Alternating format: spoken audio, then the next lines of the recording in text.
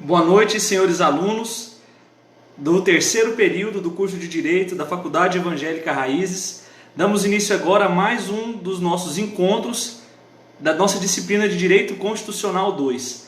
Sejam todos muito bem-vindos e à medida que forem acessando esta live, por favor, confirme a sua presença aqui na nossa live, bem como lá no nosso fórum, na nossa disciplina no ambiente virtual de aprendizagem, certo? E para você seguir aí as diretrizes para a nossa aula de hoje, por gentileza, abra lá no campo Atividades da nossa sala virtual e nós temos lá todas as orientações para o nosso encontro de hoje. Tudo bem? Eu sei que tem alguns aí questionando a questão da prova, a questão das atividades que foram publicadas no ambiente virtual. Eu vou só esperar o número aqui de participantes da nossa live estabilizar e eu começo a orientá-los quanto a essas dúvidas, tá bom? Cauê, boa noite. Boa noite, Eduardo. Felipe, acho que é a Thaís, não tenho certeza.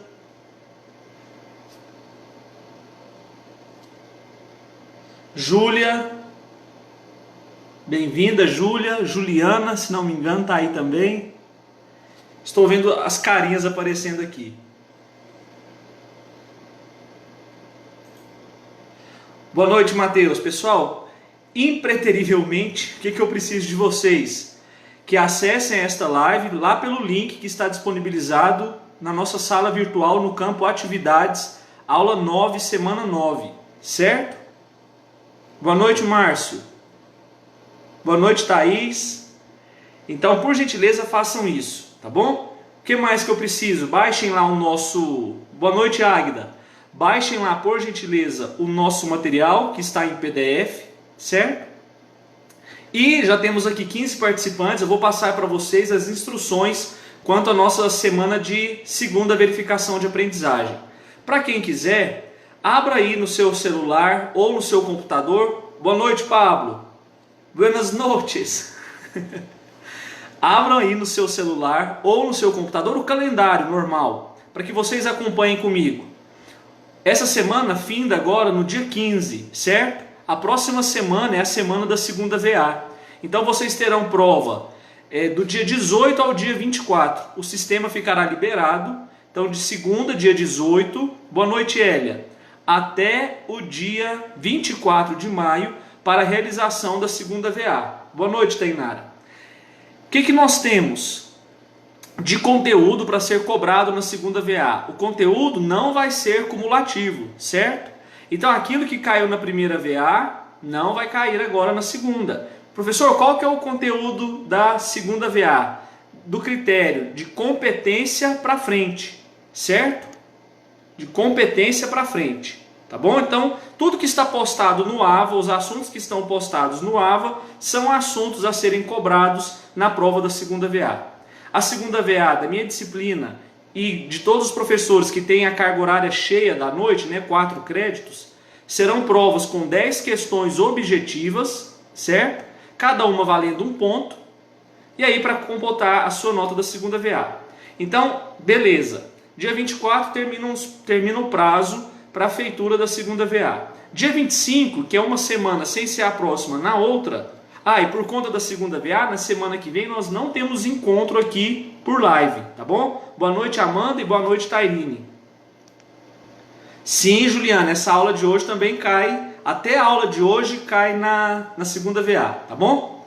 Retomando aí a minha explicação. Então a semana do dia 18 é semana de prova, a semana do dia 25 é semana de aula, certo?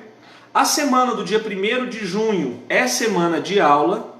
E aí nós vamos para a semana do dia 8 de junho. Essa semana será destinada à nossa jornada jurídica, certo? Boa noite, Ana Kelly. Então a semana do dia 8 de junho será destinada à nossa jornada jurídica. Professor, como que vai ser? Vai ter inscrição? É obrigatório? Não é? Vai valer ponto? Não vai? Nós ainda não temos essas definições, certo? Mas já se programem para isso, ó. Que na semana do dia 8 vocês não têm aula, é tão somente a jornada jurídica. O que se sabe até agora? Que nós teremos lives nessa jornada jurídica, certo? E elas durarão por noite de 30 a 45 minutos, no máximo. Não queremos fazer algo muito extenso, certo? justamente porque nós sabemos já do quanto exaustivo tem sido essas aulas aí semanais, né? Porque nessa modalidade virtual a gente sabe que sobrecarrega a visão de vocês, a cabeça, é mais difícil do que se você estivesse no ambiente físico de uma sala de aula, certo? Então, prosseguindo, a semana do dia 8 é a semana da jornada jurídica e depois a semana do dia 17, que é uma quarta-feira, ao dia 23, são as datas destinadas à aplicação da terceira VA. Então, de 17 de junho a 23 são os dias para aplicação da terceira VA, certo? O conteúdo também não será cumulativo. Então, a matéria que eu encerro hoje vai ser cobrada só na segunda VA. Depois, quando a gente voltar para a aula, para a live, aí começa o conteúdo. Boa noite, João Marcos. Começa o conteúdo para a terceira VA, certo?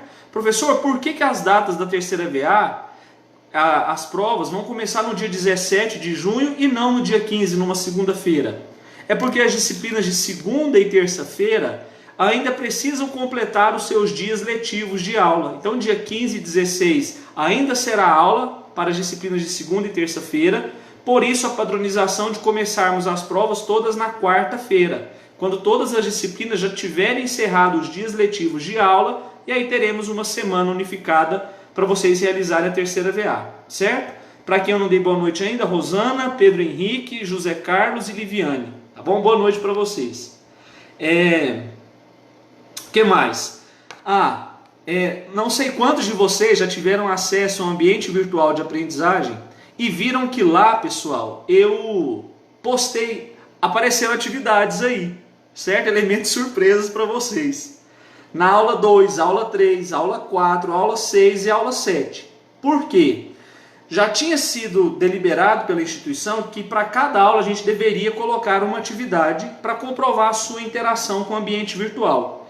Mas por conta da adaptação ainda, eu me negligenciei e não postei essas atividades. Então estão lá essas atividades, elas não computam ponto para a disciplina, tá bom? É tão somente para demonstrar a sua interação enquanto acadêmico com o ambiente virtual de aprendizagem, certo? Para demonstrar, ó, esse aluno está atuante aí na disciplina.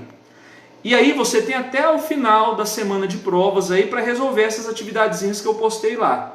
São coisas simples, tá bom? Postei coisas muito simples para não sobrecarregar vocês, que de certa forma já vai sobrecarregar porque veio de forma acumulada. Mas aí vocês têm até o final aí da data da prova, 23 de junho, para resolver essas questões, tá bom? É coisinha simples, uma coisa é um fluxograma, tudo manuscrito, tira a foto e manda aí pelo AVA, certo? Responder uma pergunta, fazer um fluxograma, tudo vocês conseguem acesso fácil a livros, doutrinas, a própria internet, tá bom? Viu, Ana Kelly? Gostou, né? Felipe, realmente, Felipe, eu não discordo de você, mas é a logística que nós temos para comprovar tanto a atuação do professor como do aluno, certo? É o único meio que nós temos. Então, assim, todos estamos no mesmo barco, vamos abraçar a causa aí e seguir em frente, tá bom? Alguma dúvida ainda, pessoal? Se alguém tiver alguma dúvida, por favor, faça menção aqui. Hélia, para a sua turma aqui ou para outra turma? Lembra? Porque eu acho que para outra turma que eu falei dia 30, certo? O que acontece, Hélia? Realmente, no sistema está liberado até dia 30. Só que, com receio de os alunos não fazerem até a última data do dia da prova, da terceira VA, depois pode acontecer de precisar fechar a nota e ter aluno ainda pendente. Então, melhor antecipar do que postergar, entendeu? Pelo meu controle aqui, está liberado o acesso a essas atividades até dia 30. Mas por um critério de logística pedagógica para lançamento de notas, eu manifestei verbalmente até o dia 23, acredito que só lá na outra turma que você faça disciplina, porque nessa que eu acho que eu ainda não tinha falado desse prazo, tá bom? Aí será até o dia 23, tá bom? Hélia, eu tinha que ter te chamado no privado, né? Falar, Hélia, eu vou soltar uma informação, você não diga que na outra turma eu falei até o dia 30. Taiobei. Beleza? Então vamos lá para a aula de hoje? Vamos lá. É só para o fechamento, Elia, certo? Ô Campo Limpo, boa noite. Vamos lá então para a nossa aula de hoje. O nosso tema, Ministério Público, certo? Para quem já teve acesso ao material que eu já peguei, que eu já postei lá, por favor me acompanhe. Olha só, nós vamos tratar então sobre esse órgão que por vários doutrinadores, certas vezes, já foi reconhecido como quarto poder. Ele não ganha realmente esse status de quarto poder, ele já foi colocado por outros doutrinadores, uma parte minoritária da doutrina, como um braço do poder executivo, e aí também não é entendido pela corrente majoritária como um braço do executivo. Ele é um órgão autônomo, ele não se vincula ao serviço do poder judiciário, no critério de subordinação e hierarquia, nem tampouco ao poder executivo, certo? E a gente segue aí. O Ministério Público, de acordo com o que está na sua primeira lauda, é uma instituição permanente, essencial à função jurisdicional do Estado. Essa função jurisdicional é o que, Itana, que chegou agora? Lembrando da nossa palavrinha quando nós estudamos poder judiciário. Jurisdição é poder, função e atividade do Estado de aplicar o direito ao caso concreto. Então, poder, função e atividade do Estado de aplicar o direito ao caso concreto. O Ministério Público vem para, em auxílio ao poder judiciário, zelar pela efetiva prestação jurisdicional. Tá bom? A que atribuições devemos ao Ministério Público? Quais atribuições devemos ao Ministério Público? Ao Ministério Público incumbe a defesa da ordem jurídica, certo? Do regime democrático e dos interesses sociais e individuais indisponíveis. Tudo bem? Então manter a ordem, o regime democrático, a ideia de democracia, e garantir os interesses sociais, certo? Que porventura vierem a ser lesionados, e os individuais indisponíveis, certo? Exemplo de direito individual indisponível: eu consigo individualizar a pessoa vitimada, essa pessoa pode se socorrer do judiciário, mas o Ministério Público também pode, enquanto substituto processual, ir ao judiciário postular por essas pessoas. Um exemplo que eu falei para a turma de ontem, Elia, é no caso lá do acidente do shopping de Osasco, certo? Várias famílias foram vitimadas com a perda de seus parentes, outras com danos estéticos, outras com perdas de bens materiais por serem lojistas, outros porque os carros estavam estacionados no prédio do shopping. E aí o Ministério Público entra com a ação para defender o interesse de cada uma dessas vítimas do evento danoso como esse. Vou pedir desculpa para vocês agora, que eu preciso parar só um pouquinho na explicação, porque eu esqueci de liberar a reunião no Zoom, né? Tem alunos que não podem assistir a aula pelo Facebook, e eu preciso mandar aqui para vocês o link da reunião do Zoom para o Matheus de Campo Limpo disponibilizar no grupo da turma. Perdão, viu, pessoal, por parar e interromper a explicação aí, porque eu tinha me esquecido disso, certo? Só um instante, eu faço isso aqui rapidinho e já mando para vocês. Segue aí, ó, no comentário da aula de hoje, acabei de postar o link para disponibilização para a turma, Matheus, ou para quem puder, da reunião do Zoom, para acompanharem simultaneamente aqui a nossa live, beleza? Boa noite, Giovana. Então, aqueles que puderem, ou aquele que puder, faça isso, por favor, disponibilize lá no grupo da turma, certo? Prosseguindo aí com o nosso conteúdo. Se eu olhar para cima aqui, pessoal, é porque eu estou olhando para outra câmera, tá bom? Vamos lá. Prosseguindo aqui no nosso conteúdo. Então, olha só, o Ministério Público é autônomo e independente, não estando subordinado a nenhum dos poderes da República, funcionando como fiscal desses poderes. Lorena, foi uma explosão, tá bom? Depois você procura aí no noticiário, tá? E tem detalhes, certo? Você devia ser muito novinho, nem ter nascido, né? Nessa época só existíamos eu e o Felipe James. Outra coisa, Eu estou dando falta, pessoal, da irmã Melisa. Alguém tem notícias dela? O que aconteceu com a Melisa? Ela sempre estava aqui, manifestava nas lives, eu não tenho visto. Enquanto vocês pensam, eu procuro informações, a gente prossegue com o conteúdo, tá bom? Então olha só, a principal função do Ministério Público é funcionar como fiscal da lei, certo? Ele está pautado então em atuar como fiscal da lei. Ele vai ser parte processual, como exemplo do que eu dei agora, numa ação civil para defender interesses difusos, numa ação civil pública, certo? Para defender esses interesses difusos, e na ação penal, quando ele for propor uma denúncia em desfavor de alguém que tenha cometido uma prática delituosa. Boa noite, Esther. Certo? A gente segue aí agora para a composição do Ministério Público.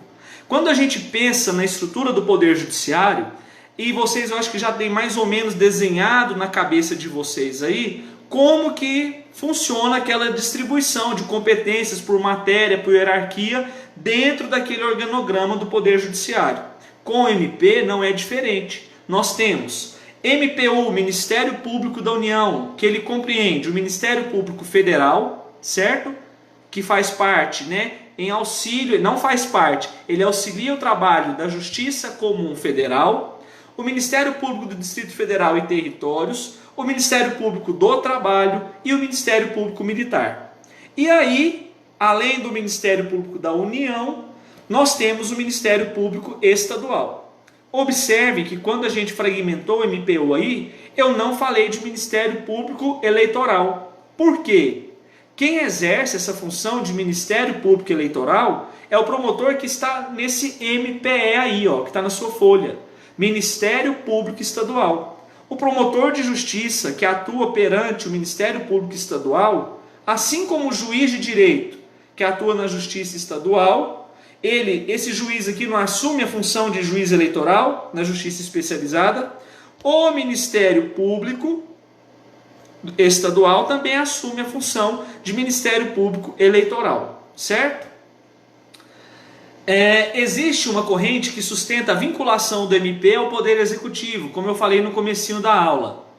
Apesar de ser questionável, pois não estaria subordinado a qualquer dos poderes. No entanto, ao menos do ponto de vista administrativo, haveria a vinculação ao Executivo. Pessoal, só um instante que o Matheus aqui de Campo Limpo me chama no WhatsApp. Ele está gravando um áudio aqui. Vamos ouvi-lo. Professor, ainda não chegou para mim o link do Zoom para poder enviar lá no grupo. Por gentileza, obrigado. Ele disse que não chegou o link do Zoom. Mandei agora, viu, Matheus? no seu WhatsApp. Certo?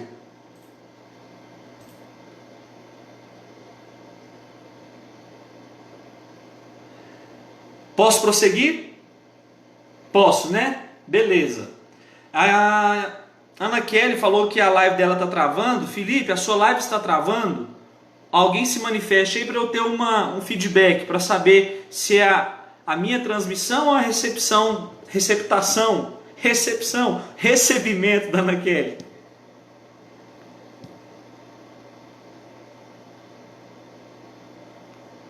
Não está travando, né? Porque o Felipe está respondendo praticamente instantâneo aqui ao que eu estou falando. Beleza, Felipe, obrigado. Valeu. Vamos lá. Prosseguindo então.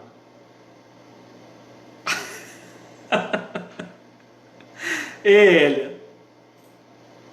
Para quem não ouviu a voz do Matheus, então, o DJ aqui vai soltar a voz do Matheus. Professor, ainda não chegou para mim o link do Zoom para poder enviar lá no grupo. Por gentileza, obrigado. Voz de político, tá vendo? Tenho certeza que o futuro desse menino é na política. Vamos lá. Prosseguindo. Sem interrupções. Olha só, então há uma corrente que diz que o Ministério Público esteja vinculado ao Executivo, mas, pelo menos do ponto de vista administrativo, haveria vinculação do MP ao Executivo, e a gente vai entender isso aqui ao longo da nossa aula. Beleza? Prosseguindo. Quais princípios que regem a instituição Ministério Público? Então, quais princípios aí norteiam a atuação do Ministério Público? Primeiro, unidade. O Ministério Público é apenas um, pessoal. Isso significa o quê? Os membros do Ministério Público integram um só órgão, que está sob direção do PGR, é o Procurador-Geral da República. Esta unidade é dentro de cada ministério. Então, como assim, professor, dentro de cada ministério? Essa subdivisão que a gente fez um pouquinho acima aí na nossa folha. Eu considero o Ministério Público Uno, o Ministério Público Federal, o Ministério Público do DFT, o Ministério Público do Trabalho e o Ministério Público Militar. E uno também o Ministério Público de cada um dos estados, tá bom? Considero essa unidade de funcionamento, beleza? Indivisibilidade. Quando um membro do Ministério Público atua, quem estaria atuando é o próprio Ministério Público e não o membro, podendo dessa forma ser substituído uns pelos outros. Então é fácil a percepção disso quando você se depara com o tribunal do júri, quando você se depara com a realização de uma audiência. Por exemplo, em havendo a impossibilidade, o Ministério Promotor estava indo para o prédio do fórum para uma audiência, e aí bateu o carro. Nada impede que um colega dele saia do seu gabinete e vá assumir aquela audiência no lugar daquele promotor. Porque enquanto atuante numa audiência, quem atua na audiência não é a pessoa física do promotor, tinha que ser aquele promotor, é a pessoa da instituição, né? Entendamos a instituição Ministério Público atuando ali naquela audiência, tudo bem? Por isso da indivisibilidade, certo? Ninguém me chamou no Zoom ainda, tá? Se porventura questionarem aí, ninguém me chamou no Zoom. Próximo, independência funcional. O MP, no exercício de suas competências, não obedece à ordem de ninguém. No entanto, dentro do Ministério Público, o membro age de acordo com a sua convicção jurídica, havendo independência funcional. Existe hierarquia dentro do MP, sendo esta administrativa e não funcional, não podendo incidir sobre a convicção jurídica do membro. O que é isso? Como qualquer carreira, pessoal, um promotor de justiça ele vai responder a uma hierarquia. Então vai ter o promotor, o procurador, o coordenador do Ministério Público dentro de uma comarca, certo? Então, para vias administrativas, nós temos uma hierarquia dentro do Ministério Público. Mas essa hierarquia não pode interferir no caráter funcional de atuação do promotor. Por quê? Ele é livre nas suas manifestações, assim como o juiz. Precisa motivar a sua fundamentação? A sua manifestação precisa demonstrar em que ele se embasou para apresentar o seu parecer ministerial, precisa, certo? Mas ele não deve obedecer quando da sua manifestação em processo a uma hierarquia administrativa, certo? Ele é livre nessa manifestação. A convicção jurídica dele não pode sofrer influência de alguém que seja administrativamente um nível hierárquico superior a ele. Beleza? Então, olha só, entendam aí essa autonomia administrativa e financeira. Autonomia administrativa consiste no poder do Ministério Público em propor ao Poder Legislativo a criação e extinção de cargos. Tá vendo só? Eu pensar na minha estrutura funcional, eu sou um órgão Ministério Público. Eu tenho que pensar quem vai ser assistente, quem vai exercer a função de secretário, quem vai exercer a função de motorista do Ministério Público. Então eu preciso pensar, inclusive, na criação de outros cargos de promotor, certo? Boa noite, Manu. O Procurador-Geral da República provê estes cargos por meio de concurso público que ele organiza. Com isso, o Ministério Público propõe a remuneração e o plano de carreira dos seus membros e servidores. Então é pensar tanto na carreira do promotor, quanto na carreira dos servidores que compõem o Ministério Público. Tá bom? E é uma boa carreira. Para quem tiver interesse, analista do Ministério Público, o salário é excelente. Beleza? Próximo. Autonomia financeira. é a competência para elaborar a sua proposta orçamentária, dentro dos limites da Lei de Diretrizes Orçamentárias, administrando os seus recursos. Então, é conferir ao poder do Ministério Público uma prerrogativa para se gerir financeiramente, certo? Esta autonomia não confere ao MP promover a iniciativa da sua proposta orçamentária diretamente ao Legislativo. Por quê? Quem encaminha a proposta ao Legislativo é o chefe do Executivo, certo? Então, olha, o que eles podem fazer? Elaboram a proposta, mas quem encaminha a proposta ao Legislativo é o Poder Executivo. Essa proposta do MP vai integrar o Orçamento Geral do Executivo, que é encaminhada do Executivo para aprovação lá no Poder Legislativo. Beleza? Então é autonomia para se gerir, certo? Para apresentar a proposta lá para o Poder Executivo, porque quem tem competência para apresentá-la ao Legislativo é só o Poder Executivo, tá bom? Se o MP não encaminhar a respectiva proposta orçamentária dentro do prazo estabelecido, para quem que ele encaminha? Para o Poder Executivo. O Poder Executivo considerará, para fins de consolidação da proposta orçamentária anual, os valores aprovados na lei orçamentária vigente. O que acontece? MP precisa mandar a proposta para o Executivo, para que ele feche a sua proposta para o exercício seguinte.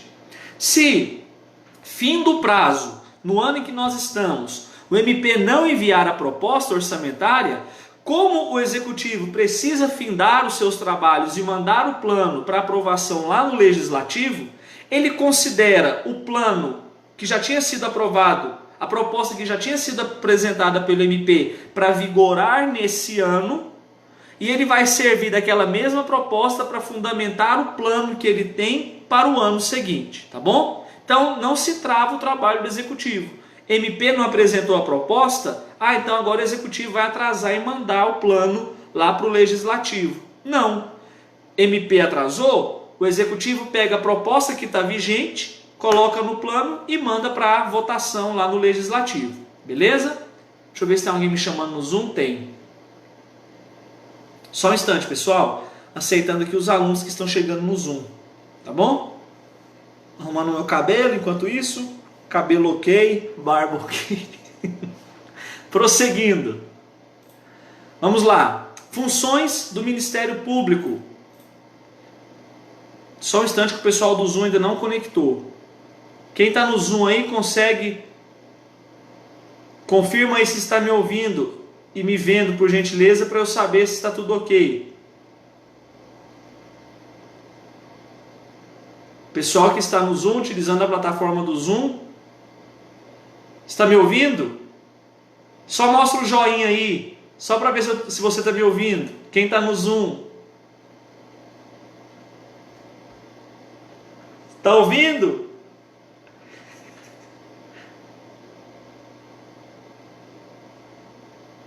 Pessoal do Zoom, está me ouvindo? Parece que não, pessoal. Então eu vou seguir aqui, tá? Travou lá. Funções do Ministério Público. Artigo 129 da nossa Constituição ressalta aí quais são as funções do Ministério Público. Então o que ele faz? Olha só, acompanhe aí da leitura do seu material. Promover privativamente a ação penal pública. Pode, Felipe, no Zoom pode falar comigo. Então, promover privativamente a ação penal pública na forma da lei. Zelar pelo efetivo respeito dos poderes públicos e dos serviços de relevância pública aos direitos assegurados nesta Constituição, promovendo as medidas necessárias à sua garantia. Está vendo que essa segunda função que eu li também faz menção à fiscalização? É uma ideia de fiscalização. Promover o inquérito civil e a ação civil pública para a proteção do patrimônio público e social, do meio ambiente e de outros interesses difusos e coletivos. Olha só, o Ministério Público tem a possibilidade de ingressar com a ação civil pública, certo? Se ele precisar angariar provas para entrar com a ação civil pública, o que ele faz? Antes disso, ele se vale do inquérito civil. E aí ele vai conduzir o inquérito civil de investigação. Findos os trabalhos do inquérito civil, ele vai com base no resultado daquele inquérito e propõe a ação civil pública, certo? Então vamos lá, prosseguindo. No Zoom aqui ninguém me chamou mais. Próximo. Promover a ação de inconstitucionalidade ou representação para fins de intervenção da União e dos Estados nos casos previstos nesta Constituição. Ação que? Direta de inconstitucionalidade, para arguir inconstitucionalidade aí dentro do nosso ordenamento jurídico, certo? Depois vocês vão aprender lá em processo constitucional, tá bom? Prosseguindo. Defender judicialmente os direitos e interesses das populações indígenas. Então ele vem aí como substituto processual para defender esses interesses dos indígenas, certo? Com isso, terminamos a segunda lauda aqui do nosso material. E eu quero saber se alguém tem alguma dúvida nesses pontos que a gente já analisou aqui até o transcorrer desse momento da aula. Se você tem dúvida, mande aqui, de preferência lá no fórum, porque eu vou lá agora para verificar se alguém tem dúvida. No Zoom, ninguém me chamou no Zoom. No fórum, tenha um pouquinho de paciência. Boa noite, João Marcelo. Hudson registrou presença, Pablo, Felipe, Eduardo, Hélia, Ayrton, Márcio, Thaís, Águida, Matheus Henrique, Tairine, Pedro, Amanda, Elton, Giovana, Cauê, Júlia, Liviane. Beleza, ninguém postou dúvida. Vamos lá então para a lauda de número 3. Dizendo o Felipe James que ia me chamar no Zoom, mas até agora nada. Vamos lá? Pessoal, o ritmo tá bom? Tá muito rápido? Tá tranquilo? Posso prosseguir assim? Ana Kelly, Hélia, alguém me dê um sinal aí, por gentileza. Outra coisa, notícias da Melisa, ninguém falou nada. Quem senta perto da Melisa? O Ayrton, o Matheus, a Lorena. Vocês não têm notícia da Melisa não? Aconteceu alguma coisa? Trancou a faculdade? Alguém sabe? Beleza, Ana Kelly. Então vamos lá. Lauda de número 3. Outras atribuições do MP: expedir notificações nos procedimentos administrativos de sua competência, requisitando informações e documentos para instruí-los na forma da lei complementar respectiva. Vou utilizar o Felipe James como exemplo, tá bom? Felipe James é coordenador, Felipe, se eu errar a sua função, coordenador ou diretor de uma instituição de acolhimento de menores aqui em Anápolis, certo? E aí nós temos o Ministério Público que atua nós temos aí o Ministério Público que atua junto aos interesses dos menores aqui do nosso município. Então, em havendo necessidade, o Ministério Público pode notificar a instituição em que o Felipe exerce a função de diretor, solicitando informações, alguns documentos, para instruir alguma manifestação do promotor em algum processo, tá bom? Diretor, né? Beleza. Ou alguma das atribuições das pessoas que integram essas instituições, para que o Ministério Público possa, mais uma vez, atuando como fiscal da lei, zelar pela defesa dos interesses desses menores. Certo? Próximo. Exercer o controle externo da atividade policial na forma da lei complementar mencionada no artigo anterior. Certo? Requisitar diligências investigatórias. Não expliquei, né? Ela vai fiscalizar a atuação da polícia mesmo. Certo? Para saber, olha, como está a atuação da polícia e para cada polícia o devido MP investigue. Então a polícia militar a nível de Ministério Público Estadual, a polícia civil a nível de Ministério Público Federal. Certo?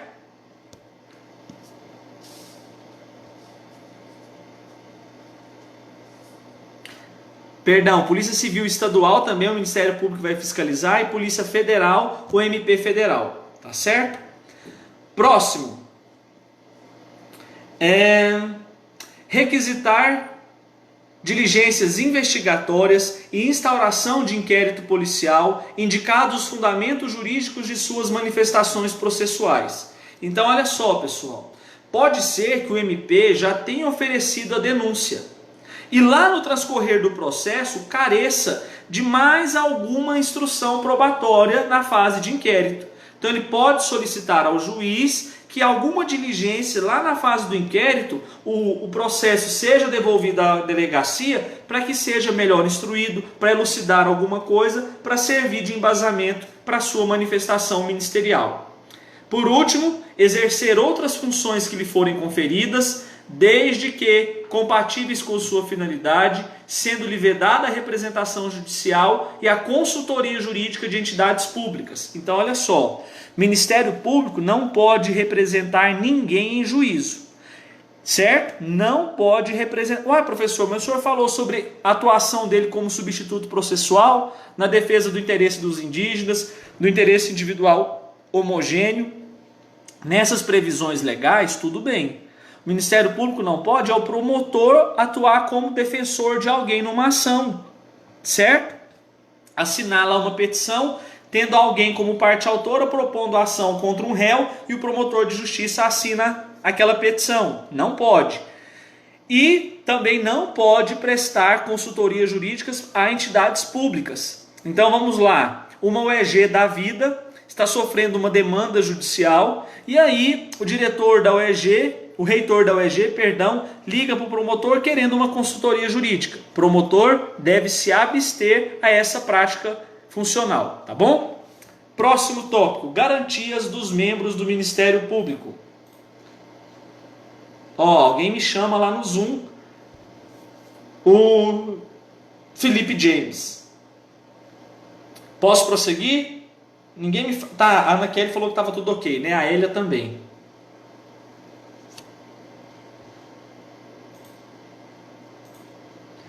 Vamos lá. Continuando. Quais são as garantias, então, atribuídas aos membros do Ministério Público? Primeiro, vitaliciedade. Bem lembrado, Felipe.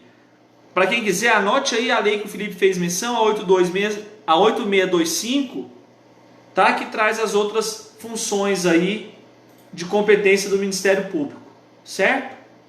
Então, olha só. Boa noite, Felipe James. Aqui no Zoom, está me ouvindo?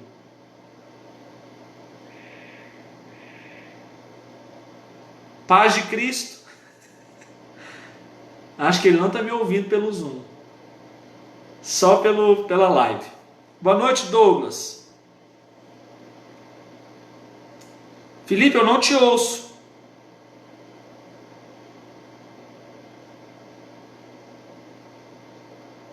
Eu acho que é bênção divina para eu não te ouvir, para você não atrapalhar minha aula.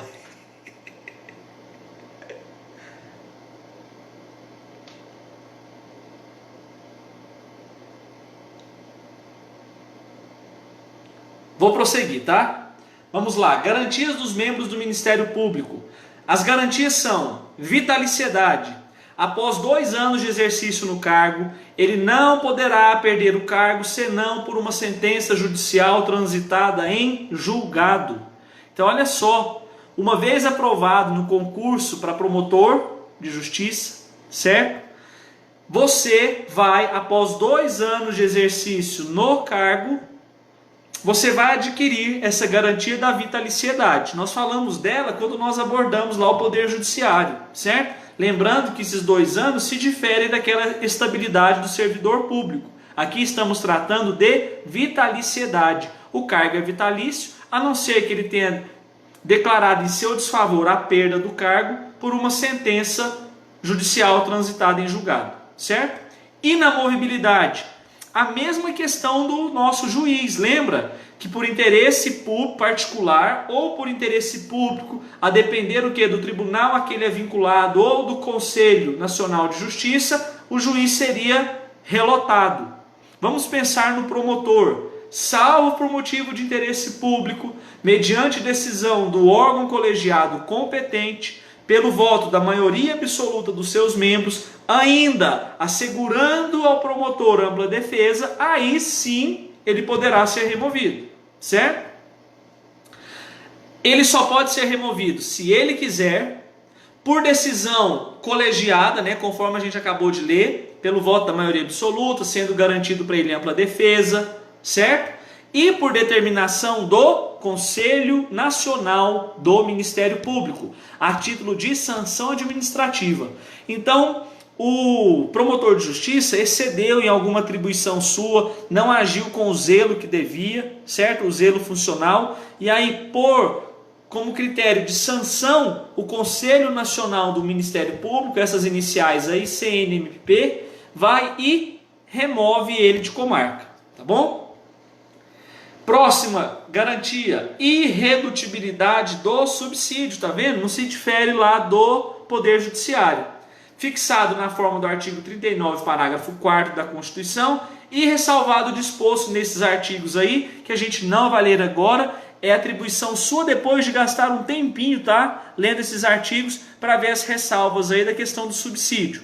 A única coisa que eu preciso destacar agora, é essa que está escrita aí.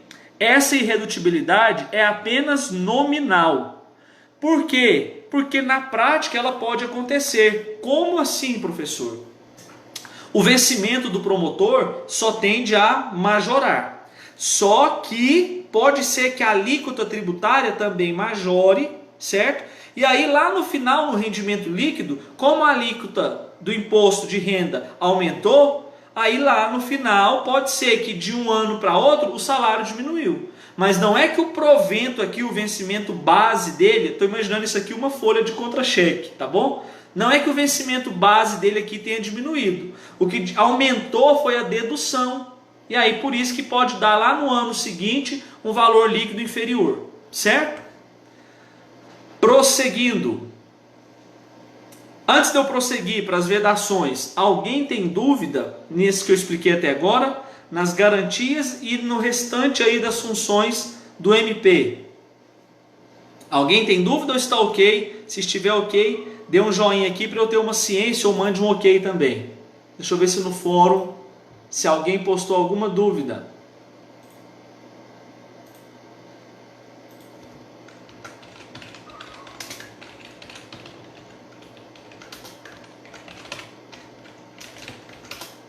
Ok, beleza, João Henrique. Então, prosseguindo.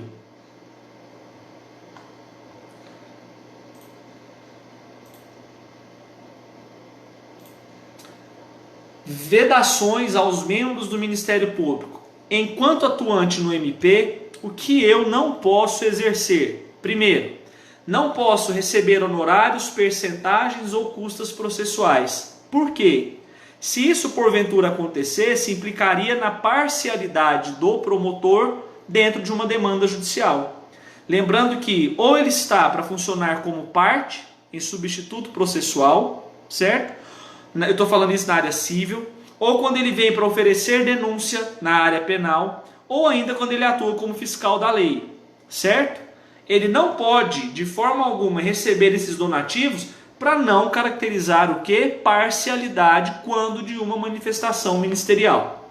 2. Exercer a advocacia porque são atividades conflitantes. Se ele exercesse a advocacia, imagine ele podendo advogar e atuando como fiscal da lei num processo em que ele mesmo advogou. Então estamos diante de posições conflitantes. Próximo. Não, dentro desse ainda, ele não pode exercer advocacia no juízo ou tribunal que exercia função pública antes de 3 anos de seu afastamento. É a denominada quarentena. Todo mundo sabe aí, né? Estamos vivendo esse momento de quarentena, nos remete a essa ideia, mas é justamente essa vedação, essa proibição. Então, foi afastado, aposentou o promotor. Nos próximos 3 anos, ele não pode atuar como advogado no juízo ou no tribunal a que ele estava vinculado. Tá bom? Tem essa carência aí por 3 anos. Professor, então se ele era promotor aqui em Goiás e foi agora ser advogado em Tocantins, tudo bem? Tudo bem, certo? Sem problema algum. Aí não precisa esperar a quarentena, tá bom? bom? Outra vedação, ele não pode participar de sociedade comercial, não podendo ser sócio, gerente nem administrador. Não pode exercer, ainda que em disponibilidade, qualquer outra função pública. Não pode acumular, então, função pública, a não ser a função de magistério, docente. E aí nós temos vários promotores que são também professores.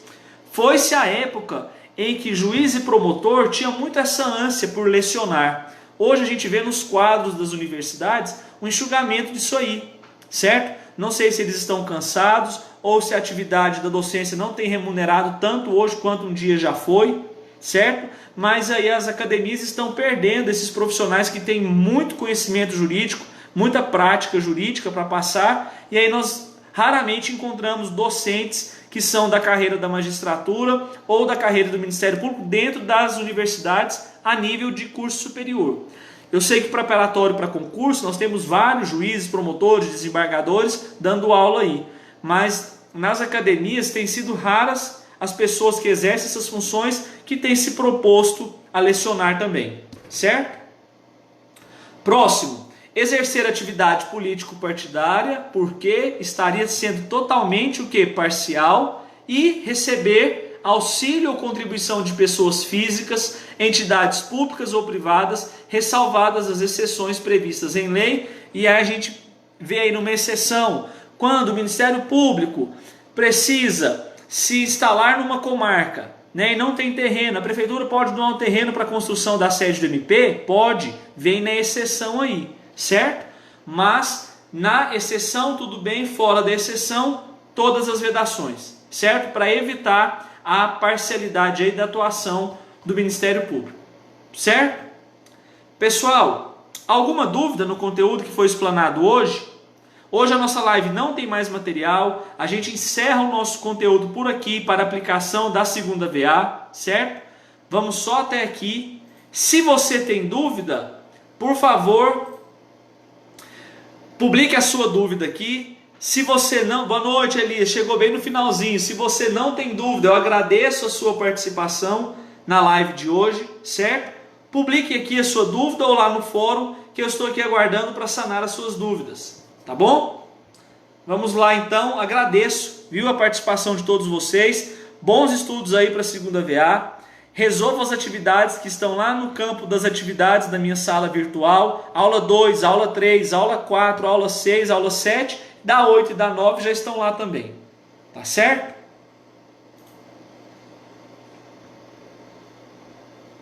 Deixa eu ver no fórum se alguém tem dúvida.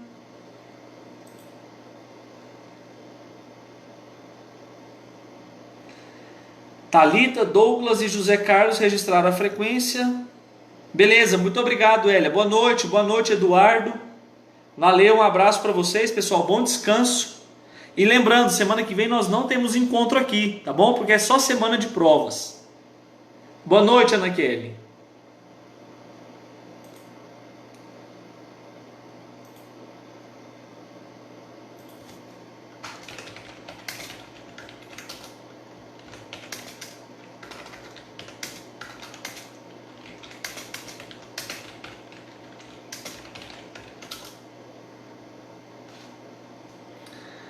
A sua prova já está elaborada, Eduardo, tá bom? Resta só terminar a prova de processo civil da turma do 5º período.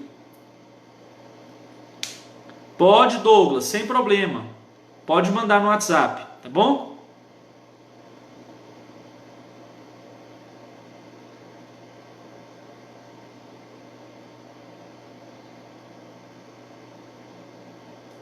Boa noite, Felipe.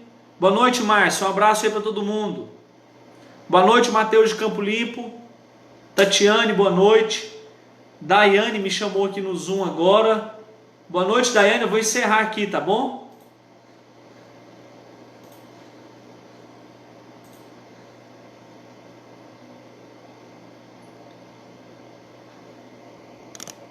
Então, pessoal, é isso. Agradeço a presença de vocês. Não tem dúvida, acabei de verificar aqui no fórum. A página carregou, não tem dúvida de ninguém. Aqui na live também ninguém postou. Um grande abraço, encerra aqui o nosso encontro e até daqui 2 semanas, tá bom? Boa prova para vocês!